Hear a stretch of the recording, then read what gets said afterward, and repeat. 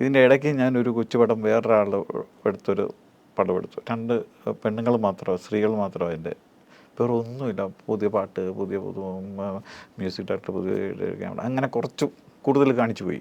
എല്ലാം പുതുമുഖം അതുകൊണ്ട് അത് വലുതായിട്ട് ഓടിയൊന്നുമില്ല. മിസ്സിംഗ് വേറൊരു ഗ്രൂപ്പിൻ്റെ പടം ഞാനവിടെ ഇൻവോൾവായി അങ്ങനെ വന്നതാണ്. അങ്ങനെ വന്നതാണ്. പക്ഷേ അതിനകത്ത് കുറേ ചേഞ്ചസുകളൊക്കെ കൊണ്ടുവന്നു ഞാനിവിടെ അങ്ങ് ഇൻവോൾവായി. കാര്യം നല്ല ചേഞ്ച് വന്നു, പടം നല്ല പടവുക. പക്ഷേ അതെന്താണെന്ന് വെച്ച് കഴിഞ്ഞാൽ അന്ന് ആ പണം ജെറിയ മൽദേവരണ്ട പറഞ്ഞു. അതായത് ഈ മഞ്ഞിൽ വിരിഞ്ഞ പൂക്കൾ അന്ന് ഇറങ്ങുമ്പോൾ തിയേറ്ററിലൊന്നും ആളില്ല. കാര്യം എല്ലാം പുതുമുകളാണ്. ഫാസിൽ, മോഹൻലാൽ, സിബി അങ്ങനെ പോകുന്നു.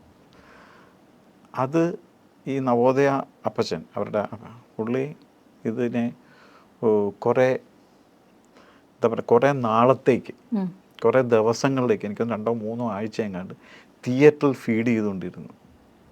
തിയേറ്ററുകാർക്ക് കാശ് കൊടുത്തുകൊണ്ടിരുന്നു, ഇതിനെ പിടിച്ചു നിർത്തി. അത്രയും ആഴ്ച പിടിച്ചു നിന്നാൽ മാത്രമേ ഇങ്ങനൊരു പടത്തിനൊരു ടോക്കുണ്ടായി, മൗത്ത് പബ്ലിസിറ്റി ഉണ്ടായി കിടത്തുള്ളൂ. അത് അന്ന് അവരങ്ങനെ അത് ചെയ്തു. ഇതൊക്കെ എനിക്കുണ്ട് മനസ്സിൽ. പക്ഷേ ഇന്ന് അത് ചെയ്യാനേ പറ്റത്തില്ല.